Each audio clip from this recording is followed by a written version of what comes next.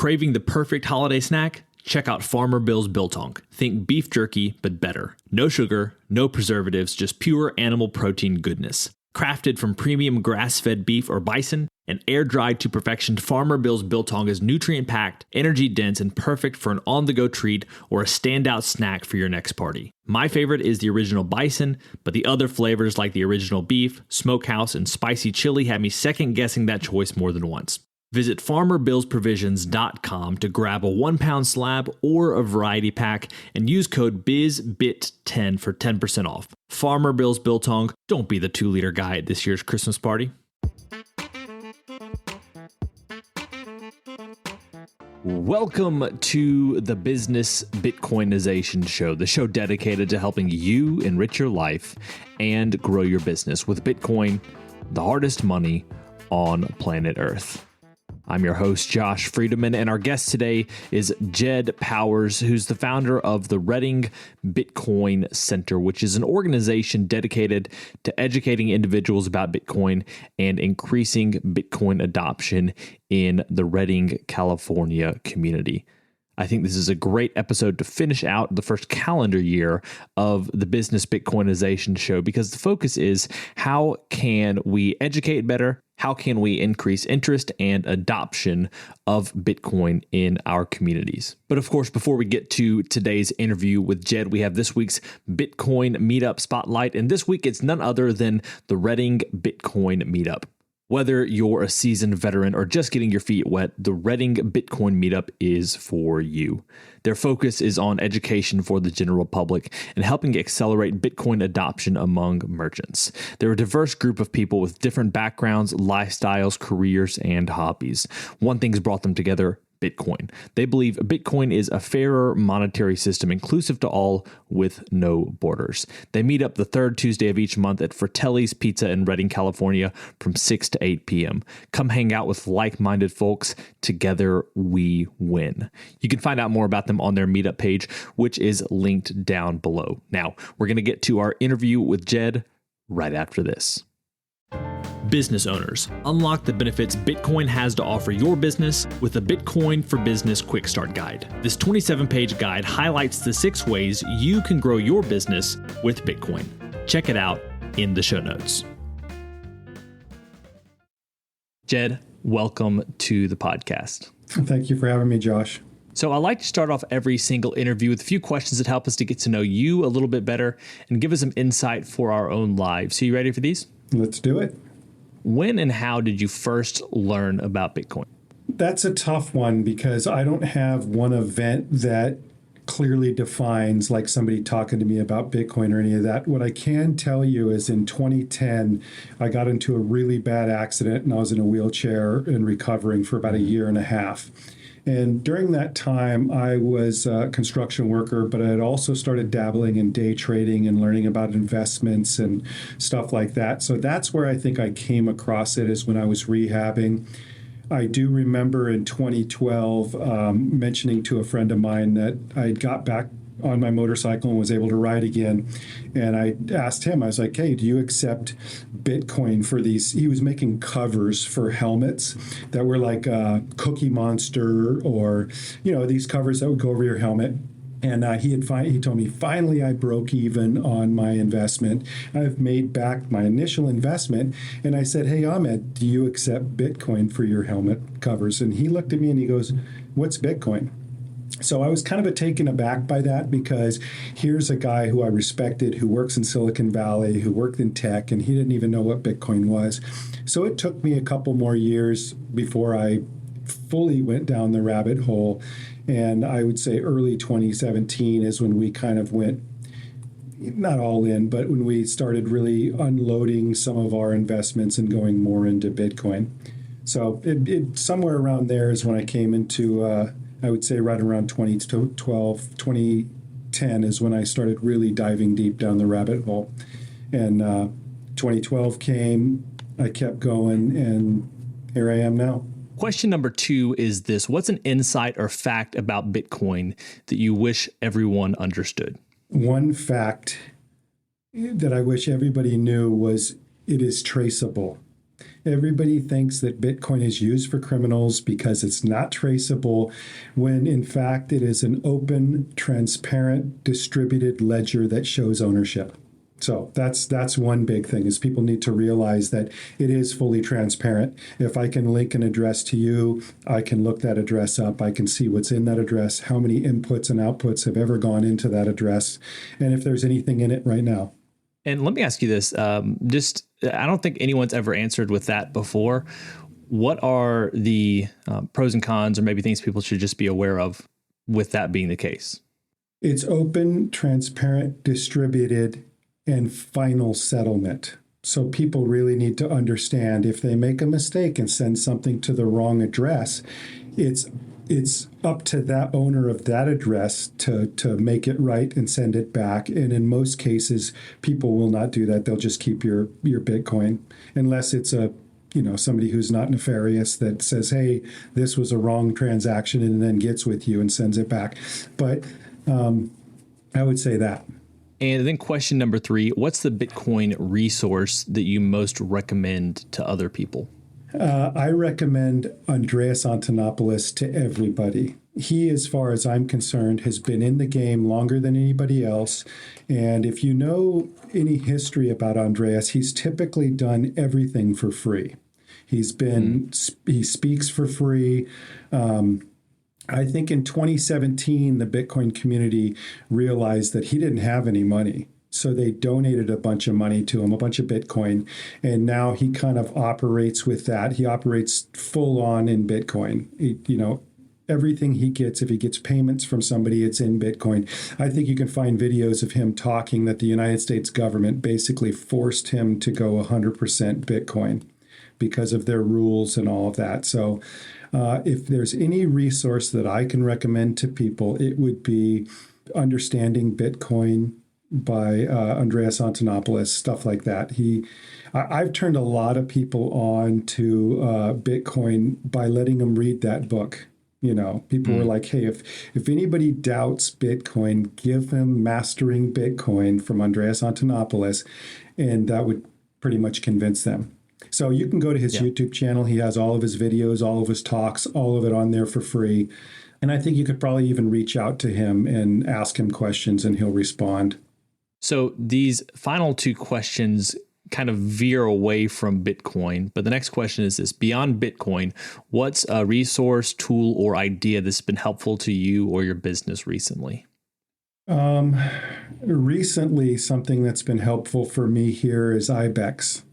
IBEX makes it really easy for me to accept Bitcoin here. And I accept Lightning Bitcoin here. And by the end of the day, every day, it's paid out on chain. So I would say that's the biggest resource that I've found here that helps me. And then we get other businesses in town on IBEX as well, accepting Bitcoin. So I would say that's the biggest resource that I've used here over the last 6 months or so. And now we have what we call our final arbitrary but insightful question, and it's this: as a general life principle, is it better to ask why or why not? That's a tough one. I would initially say why, but as I grow older and I see all the shenanigans going on in the world, I think the best question is why not? Why not this technology, right? What are the arguments against it? So why not would be my answer. Meet Linkster, your premier Bitcoin-focused advisor. Linkster caters to businesses, institutions, family offices, and high-net-worth individuals. They merge your unique financial goals and needs with Linkster's Bitcoin expertise to craft your own sustainable plan to preserve and grow the value of your hard-earned profits and retained earnings. At Linkster, it's not just advice, it's tailored execution. Connect directly with the founder by visiting linkster.com. That's LYNCSTER.com. Linkster. Secure your future with Bitcoin. Today's episode of Business Bitcoinization is proudly brought to you by Velis Commerce, where the future of business technology meets Bitcoin. As we journey through the era of Bitcoin and its transformational impact on businesses, there's one name that stands out: Velis Commerce. Whether you're looking to build a cutting-edge website, a seamless mobile app, or custom software, Velis is your go-to team. They've been diving deep into the world of Bitcoin since 2014, making them one of the most experienced groups for integrating Bitcoin and Lightning payments into a variety of digital platforms. But here's what truly sets them apart. Velis Commerce doesn't just build. They bring a wealth of knowledge to ensure your project's success from day one. Their team understands the nuances of Bitcoin, ensuring that your business stays ahead of the curve. And for all business Bitcoinization listeners out there, Velis Commerce is offering a free consultation to kickstart your project the right way. So if you're ready to future-proof your business in the coming age of hyper-Bitcoinization, head over to veliscommerce.com or reach out on Twitter at veliscommerce. Let's make sure your business thrives in the Bitcoin era. Well, today we are here to talk about the Reading Bitcoin Center.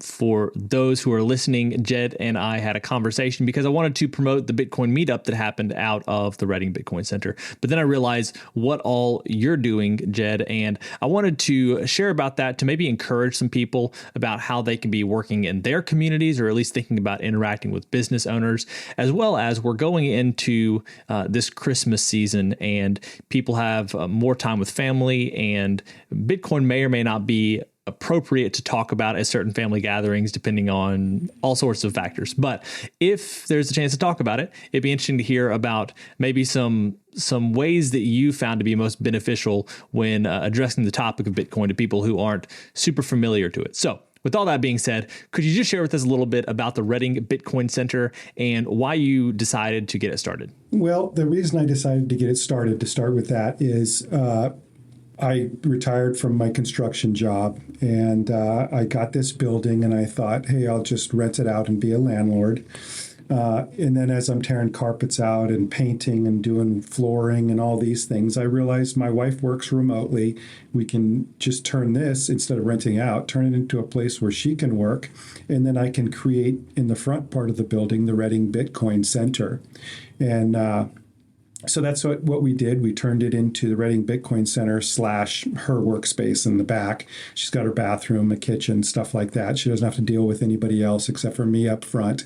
So that was kind of why we started this, and it was kind of natural because it's I've been doing construction for 25 years. I've been into Bitcoin for a number of years, and it's just something that I love to do anyway.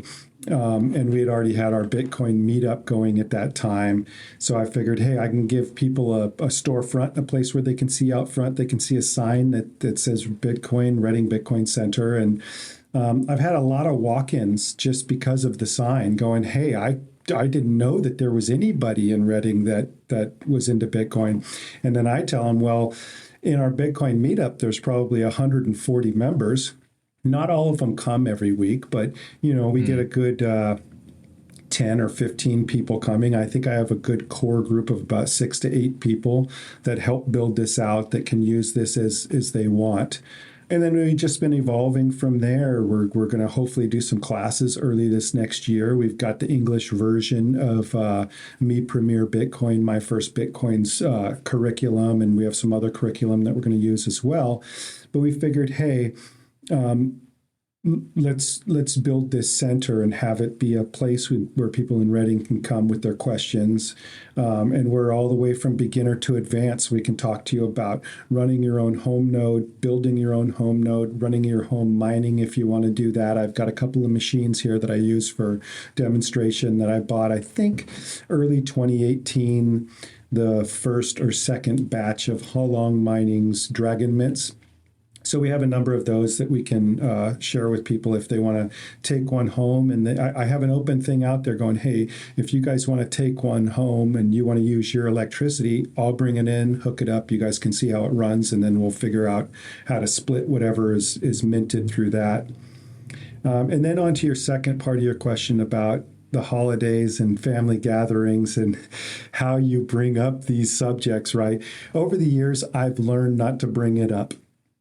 I wait for somebody to ask me about Bitcoin, and then I tell them, before we can talk about what Bitcoin is, how you can hold it and store it yourself and be your own bank, and all these other things you can do with Bitcoin, we have to really dissect what money is.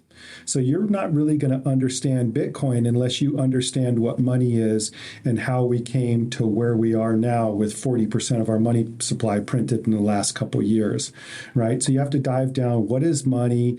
And that's one thing when people come in here, I ask them, what do you think money is? And typically it's something I take and I buy something at the store. And then you still have to start going down, the creation of money and all that other stuff and the different parts throughout history and what represented money at that time. And then you start seeing, wait a minute, there's never, ever been a fiat currency that stood the test of time. They last for a couple hundred years and then they're gone. Where this is something that can be here forever. It's open, transparent. Anybody can be involved in it. I can send it right now from here to anywhere in the world. It's borderless. I've sent it into cockpits of airplanes to pilots. It's I think it's a wonderful technology, but to understand the technology, you have to understand what is money. Then we can talk about what is Bitcoin, how it's helpful for you, how to hold it securely, how to transact in the environment as anonymous as possible, because as we talked about, it's not anonymous. It's an open distributed ledger. There are ways to obfuscate your identity and things like that. You don't give out your XPub address to your wallet. You keep that because that'll show all your inputs and outputs. Create different addresses when you're dealing with different individuals. That way, not one person has all your inputs and outputs of your wallet, right? So just there's things that as you get into it, there's so much to learn. If anybody tells you they're an expert, run the other way, because there's things being developed every day and new aspects of Bitcoin, toolkits that are being developed for developers. And there's just so much that not one person can know it all. So that's one of my things is nobody's an expert. And the core tenet of Bitcoin is do not trust, verify. Anything you hear at the Reading Bitcoin Center, anything you hear at the Reading Bitcoin Meetup, take with a grain of salt and do your own research, right? Because there's a lot of people out there that'll give you all this false information and false hope, and you really need to dive in for yourself. And anything that you hear here, take it with a grain of salt, go home and research it. If you find out what we're telling you is true, come back with more questions. I tell people, come to the meetup, write down all your questions, because in person and you're spitballing back and forth, you can kind of forget some of the things that you wanted to ask. So having a list of questions is best, because then we can just kind of run through each of those. If you like our responses and you see what we're talking about, investigate those things. Now, I'm curious to know in just a few moments the main questions that you're seeing, maybe from people in general, but I'm thinking especially business owners as they're considering adopting Bitcoin. So I want to get to that in just a minute. But you also mentioned that you have people coming in off the streets. I'm curious, who is there? Does it tend to be more men, women, youth? Or is it a mix of everyone? Like, who is interested whenever they walk past and see the Reading Bitcoin Center? I've had all ages. I've had all ages up into 60s or 70s. So, I mean, it's kids, it's people who run businesses.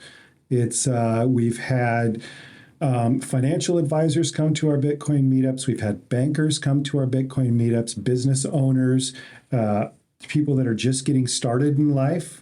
People that are just getting out of college, that are starting their careers. So it's all a mix of everybody. And as far as their questions that they come in with, it's the same thing. It's top to bottom. It's, hey, I need advice on how to self-custody, right? It's people that are like, hey, I know nothing about it, but I'd like to get some money on an exchange so I can get some Bitcoin and then hold it myself. So it's everybody, And like I said, when they come to the Bitcoin meetup, we have to start with what is money. If you understand money, then you can kind of see what's happening with your money. It gives you a better insight on what's happening if you understand what is money. So after people are interested and after they've kind of maybe been bitten by the bug or start heading down the rabbit hole, when people come back maybe a second or third time, what are some of those common questions? And once again, I'm thinking specifically when it comes to business owners about Bitcoin. Do they tend to think about how can I use it in my business, or are mainly people just thinking about how can I buy it for myself?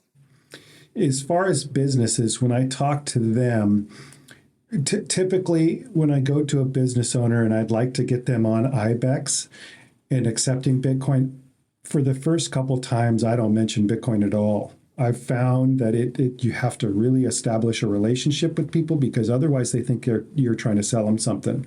So as far as like, for instance, the Fratelli's Pizza that we use for our Bitcoin meetups, what I did was I went to them and I said, hey, look, we're coming in here weekly and we're going to buy some beer, some pizza, some, wings, whatever from you. And I'm going to swipe a card. That card's going to charge you anywhere from 2.5 to 3.5%. So once I do establish a relationship with them, I bring that to them and I say, look, I'm going to swipe a card every time. But if you'd like, you can accept Bitcoin. And if you don't believe in Bitcoin, you can get 100% of the transaction into your bank account in cash minus a 1% fee. So in effect, I'm going to come here every time and swipe a card, and it's going to cost you about 3%. Whereas we can get away from that and I can pay you in Bitcoin. And if you don't believe in Bitcoin, you can get 99% of that transaction, not 97.5% or 97%, right? You can get more from using Bitcoin. And what I've found is the businesses that I've got on Bitcoin do not convert it to cash. They're keeping it and it's being stored on chain in their private wallet. And I'll come into Fratelli's and Brandon will hold his thing up and he'll go, oh, I got paid out, and I say, hey, every 24 hours, they're going to pay you out. So if I come in here today, you'll have that money by the end of the day in your wallet that you control.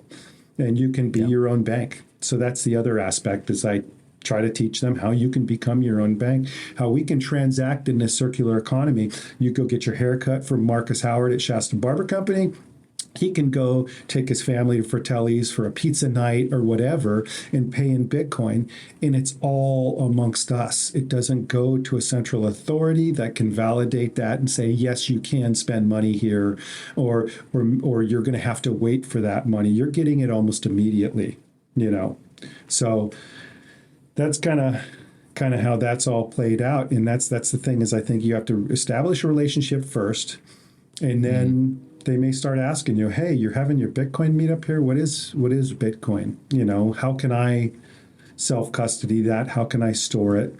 Because as you see right now with all these things going on with the exchanges, is we have to custody it ourselves, or else if you're putting it on an exchange for yield, or even just leaving it on the exchange, if something happens with that exchange, Brian Armstrong came out recently and said, hey, if Coinbase goes bankrupt, that Bitcoin does not belong to the people who deposit it. It belongs to the shareholders. So that's huge. And when you have somebody of that stature saying, hey, anything you put on our platform is really not yours, it's the shareholders. And to that end, all of this that we've gone through in the last few months especially, but you could point to much before this throughout the year, as well as in past years when we've had other blowups of different varieties. Best practices matter a whole lot. Taking custody of your keys, and every time someone might say like, "Hey, what do you think about this thing that's happened with a crypto exchange?" It's a great time to also talk about how Bitcoin is different from the rest of what people call crypto. So it really gives great talking points if you're prepared for that. And one of the things you're doing is preparing people in your community to understand Bitcoin, to accept it, to buy it, whatever else. Maybe could you share with us some of your favorite things to do when it comes to conversations or things that you teach people at the Reading Bitcoin Center? It's Bitcoin, right? It's just like you said, it's Bitcoin, not crypto. They're not the same. Crypto is a scam. DeFi is a scam. So my main thing is just trying to teach people about Bitcoin, whether it's a class or a private consultation or anything like that.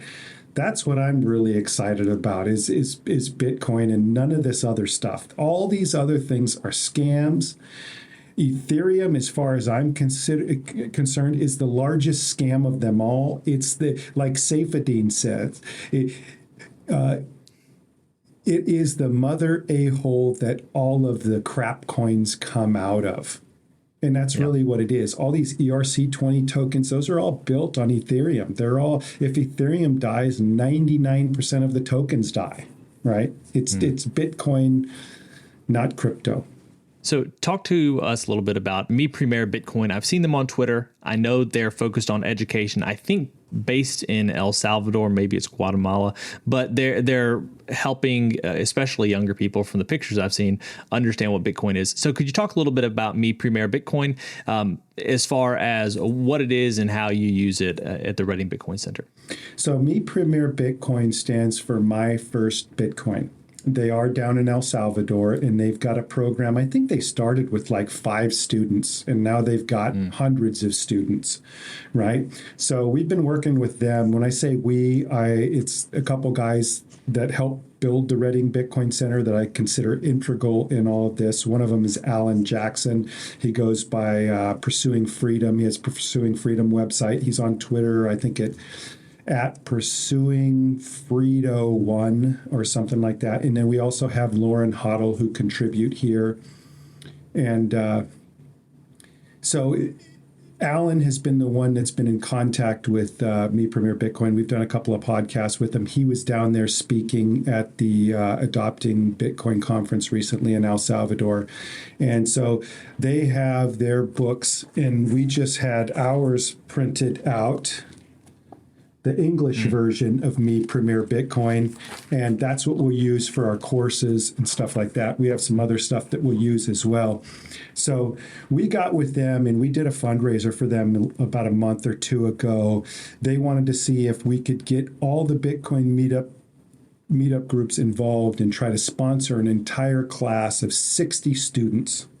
So we passed around a wallet. We did it on chain so everybody could see, there's no shenanigans going on. They could all trace that through the blockchain. We ended up putting enough through our Bitcoin meetup and some other California Bitcoin meetups, enough to put 30 students through the class, Wow. And I mean, that's nothing to sneeze at. 30 lives that we potentially changed, or just at least 30 lives that we educated them as to what Bitcoin is. It feels real good. So whenever they came out with the English version, they sent me a link to GitHub and said, use it as you will. And so I took that down to a local brick and mortar print shop here in Reading and had them print out a bunch of them for us. So now that we have them here, we can start getting going on that. That's just one of our goals here. We have a little storefront if people want to come buy some memorabilia or just to help, kind of keep our lights on and things like that going. We do, because this is all, I'm doing all of this on my own. I don't have any sponsors. I bought the building. I renovated it. It's all my own money, and it's something that I believe in and I think is the future. So I want to have a place here in town, like through this whole bear market. I want to have this place here so everybody sees the sign as they drive past. Because you know what happens? The bear market, there's crickets. There's nobody, coming to the Bitcoin meetups. There's nobody inquiring about Bitcoin. But the next bull run, I hope that people will see the sign and go, hey, these guys have been here for a while. They're not some fly-by-night company.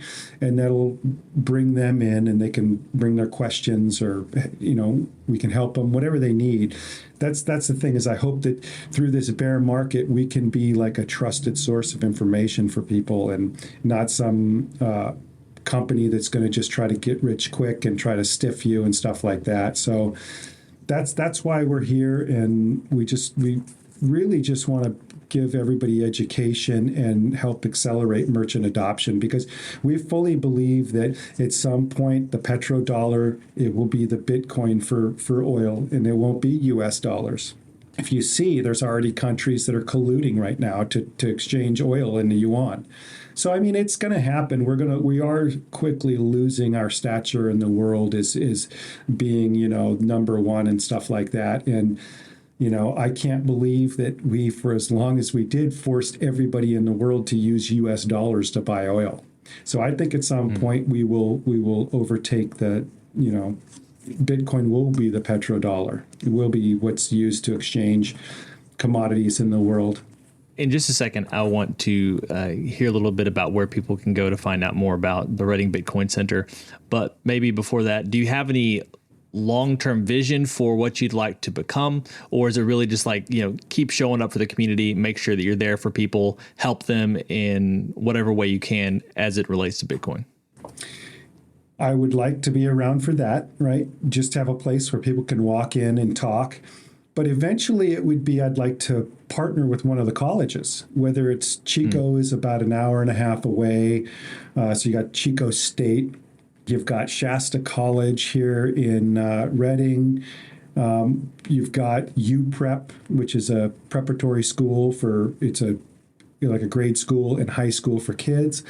I'd like to eventually hold classes here and eventually, hopefully, partner with one of those colleges and do it on a bigger scale. Because we're kind of limited here. We have a limited space. But if we do find it's something like El Salvador where we get 5 students and then all of a sudden we're growing and we have 50 or 60 students, I'd like a place where we could do that in a more formal setting. And I thought that a college or one of the schools in the area would be great.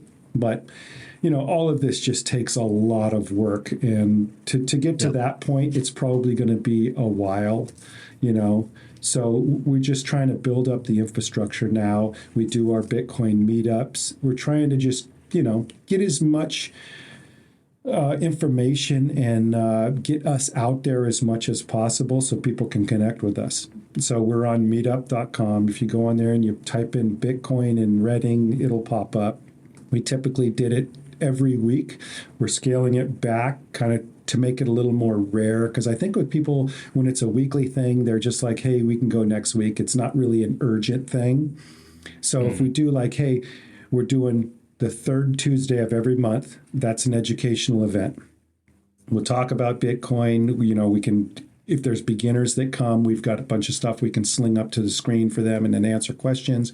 If it's people that have been in it for a while, we can put up some tutorials about building your own home node, just things like that. So it's mainly just trying to get our name out there, trying to get people who are interested. Like I said, there's a lot of people that come in and they can't believe that there's the largest community as it is here in Reading. So it's just connecting us with each other, right? Connecting those people that have interest in Bitcoin, they just don't know who to talk to, right?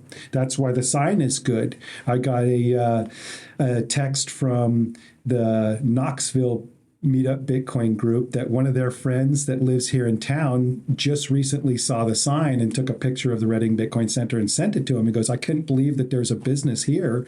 What do they do? So I told him, hey, just have your friend grab a card. We have cards outside in a little plastic box. Grab a card, hit me up, and I can show him what we do. And so, I mean, there's interest out there from the community. They just don't know where to go. And unfortunately, when you have these events like FTX and all they see on the news is crypto, fraud, scams, all of these things, they link that back with Bitcoin. And then it takes a little bit to say, no, they're not the same. They're not interchangeable. Bitcoin is Bitcoin. All this other stuff is fake. It's all scams. So you shared about the meetup. People can find you on meetup.com. Is there anywhere else you'd like for people to go to keep in touch with the Reading Bitcoin Center and find out more about what you're doing? We do have a website that we're hoping to get finished pretty soon. But in the meantime, they can always reach out to me if they need to at Reading Bitcoin Center at protonmail.com. So it's Reading Bitcoin Center at protonmail.com, no breaks. And that's how you can get a hold of me. And then we can figure something out. You can come in here. You can come into the meetup. Now, I'm open 2 days a week because we do homeschool for our kids. And the 2 days I'm open is Tuesday and Thursday. And that's because they go to a charter school for those 2 days to meet with their teacher of record and to have a little friend time with some kids in real life. So my main goal is to educate my kids and stuff. And then this is like a secondary thing, but these are the 2 days I can be open.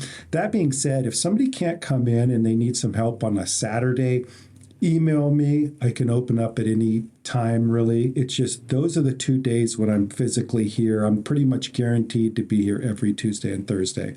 If you need me to be open on a Saturday or even a Sunday, I can do that. I opened up this Sunday and had some people here doing some stuff. So it's not a big deal. But if you're walking by, I'm probably not going to be here on a Sunday or a Friday. It's Tuesdays and Thursdays. Great. Well, Jed, I love what you're doing at the Reading Bitcoin Center. I appreciate you for putting in that time for your community. I'm sure they do and will appreciate in the future even more all of that effort you're doing. Thank you for your time today. It's been a pleasure. Absolutely. Thank you for having me again, Josh. Well, friends, it's a wrap. Thanks so much for listening to this episode of the Business Bitcoinization Show. If you want to reach out to either me or Jed, you can find our links down in the show notes. And if you know of someone who would enjoy listening to this episode and considering adopting Bitcoin in their business, please share it with them. As always, keep building, keep growing, and until next time, keep living and leading well. If you're a regular listener of the podcast, thank you. If you want to take a further step in your support for the show, you can help us grow by listening on Fountain, a value-for-value podcast app on iOS or Android. If you hear something you like that you disagree with or anything else, you can share it by sending some sats and adding a comment with your thoughts. Some of you have already done this, and I appreciate it. I'm going to begin reading your boosts on upcoming episodes, so if you have some insight or value to add, let the people know. Getting started with Fountain is easy. You can add Bitcoin to your Fountain wallet by using your fiat accounts or any Lightning wallet. And one of my favorite features is that once you're using the app, you can earn sats just by listening on Fountain. Check out the link in the show notes to get started with Fountain today.